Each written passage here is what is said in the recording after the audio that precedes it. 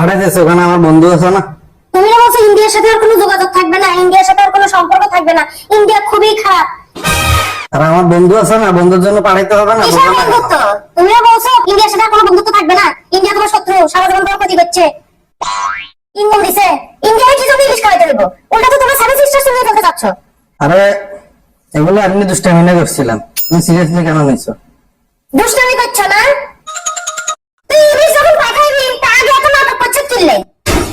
নাটক করো কেন প্রিয়? ঝগড়া হয়েছিল? আরে এগুলো এমনি দুষ্টামি করছিলাম। দুষ্টামি এগুলো করা লাগে, এগুলো লাগে। কিছু তো বলতে হবে না, কিছু না বললে হয়? জিএম জিএম যোগ্যতা নাই, জিএম কিলে বলো? তুমি রাজনীতি বুঝবে না এগুলো। না আমি রাজনীতি বুঝি না, তুই খালি এটাই রাজনীতি বুঝো। আরে রাজনীতি করলে এরকম কিছু একটা বলা লাগে। ফালতু কোথাকার, নাটক করে, নাটক বাজ।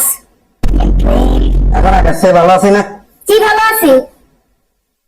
আছি না ভালো? ইলিশ দিবে না, ইলিশ একটা নিজেদের ইয়াতে রাখি দিবে, 2 টাকা দামে ইলিশ খাবে। ভুলে গেছো নি কথা এগিয়ে? আমার কথা হচ্ছে দিবাই যখন, দেওয়াই যখন লাগবে, প্রীতি যখন থাকবে, দাম যখন কমাইতেই পারবে না বাংলাদেশে, বাংলাদেশে একটা সবার মুখে মুখে ইলিশ তুলে দিবা, ভাতের বদল মানুষ ইলিশ খাবে, মাছে আর ভাতে না, মানুষ শুধু ইলিশের উপরে বাঙালি হবে। কথা এগুলো ভুলে গেছো নি? ইলিশ ইন্ডিয়ারে দিবে না, মানুষ সস্তা দামে ইলিশ খাবে। আচ্ছা এখন তোমার হয়েছেটা কি? আরেকটার বান্ধব সামনে যায় বাদ দিবে কেন? এগুলো ভুলে গেছো? বলো না 2 দিন আগে দুনিয়া চোর বাট্টা মারামারি করতেছে, সারা বাংলাদেশের মধ্যে লুটতরাজ করতেছে, যে যার মতো দখল করে খাইতেছে, হানাহানি মারামারি হইতেছে, একজন আরেকজনের উপর জুলুম করতেছে। কই তখন তো তুমি কিছু বলতে দেখি না, চুপ মারি বসে থাকো।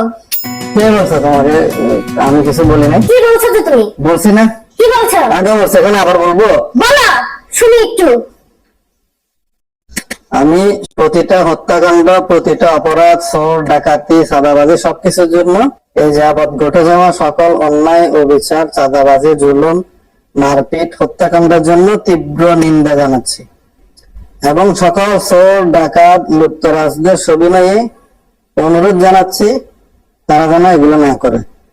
আপনারা টেনশন ফ্রি থাকেন, আমি অনুরোধ করে এই চোর ডাকাত লুটতরাজ তোর মায়ের ঘরে খালতো ভাইনি তুই অনুরোধ করলি আর একটু চোর ডাকাত একটু সুন্দর মতো তোর অনুরোধ শুনি থাকি যাইব। তামসা করো না, নাটক কম করো, যাও যাও যাও। তুমি জানো না আমি সুশীল? হ্যাঁ